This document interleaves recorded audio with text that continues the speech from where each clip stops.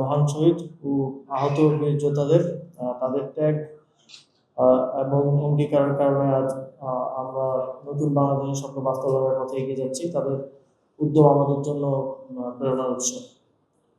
সুধীমণ্ডলী, আজকের এই অনুষ্ঠান শুধু চেক বিতরণের জন্য সমবেত হওয়া নয়, এটি হলো যুবশক্তির ক্ষমতায়ন, তাদের নেতৃত্বের স্বীকৃতি এবং দেশের উন্নয়নের মূল চালিকা শক্তি হিসেবে তাদের ভূমিকার প্রতি আমাদের আস্থা প্রদর্শনের একটি প্রতীক।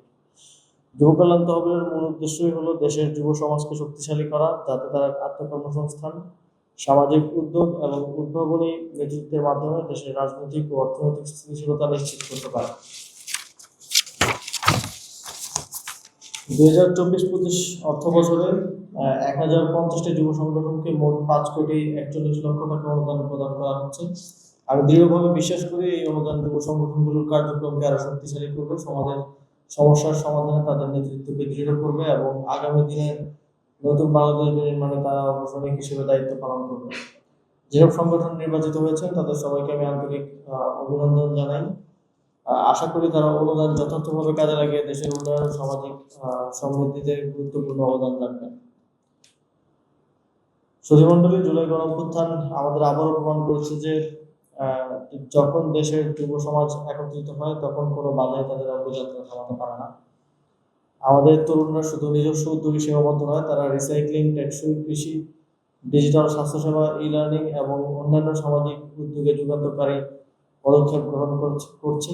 এসব কাজ কেবল স্থানীয় সমস্যার সমাধান করছে না, বরং দেশের জন্য দীর্ঘমেয়াদী, টেকসই এবং উদ্ভাবনী সমাধান তৈরি করছে। আমরা চাই যুবরা কেবল স্বেচ্ছাসেবক হোক তা না, তারা নতুন নীতি প্রণয়ন, সামাজিক পরিবর্তন এবং নতুন বাংলাদেশ গঠনে সক্রিয়ভাবে নেতৃত্ব প্রদানে অংশগ্রহণ করুন। তাদের উদ্ভাবনী শক্তি এবং উদ্যোগী আমাদের দেশের রাজনৈতিক ও অর্থনৈতিক স্থিতিশীলতা নিশ্চিত করবে। আমার তরুণ বন্ধুদের কাছে স্পষ্ট বার্তা, আপনারা এই দেশের অগ্রগতির মূল চালিকা শক্তি। সাহসের সঙ্গে নেতৃত্ব গ্রহণ করুন, উদ্ভাবনী শক্তিতে সমাজকে আলোকিত করুন এবং সম্মিলিত প্রয়াসে একটি সুন্দর ভবিষ্যৎ গড়ে তুলুন। আপনারা সক্রিয় থাকলে আমরা যে কোনো জাতীয় চ্যালেঞ্জ মোকাবেলা করতে সক্ষম হব। সুধীমণ্ডলী, সরকার যুবদের জন্য সহায়ক কাঠামো তৈরির ক্ষেত্রে সর্বোচ্চ গুরুত্ব দিচ্ছে। সম্প্রতি অনুমোদিত জাতীয় যুব উদ্যোক্তা উন্নয়ন নীতিমালা 2025-এর মাধ্যমে উদ্যোক্তা প্রত্যাশী যুবকদের প্রশিক্ষণ, অর্থায়ন, পরামর্শ এবং সমন্বিত সেবা প্রদানের উদ্যোগ নেওয়া হয়েছে। এর ফলে তারা উদ্যোক্তা হিসেবে আত্মপ্রতিষ্ঠিত হয়ে দেশের অর্থনীতিকে গতিশীল করতে সক্ষম হবে বলে আমরা বিশ্বাস করি। আজকের অনুষ্ঠানে উপস্থিত হয়ে যুব কল্যাণ তহবিলের কার্যক্রমকে যারা তাৎপর্যপূর্ণ করেছেন তার জন্য আমি সকলের প্রতি কৃতজ্ঞতা জানাই। সারা দেশ থেকে আগত যুব সংগঠন সমূহকে আন্তরিক অভিনন্দন জানাই।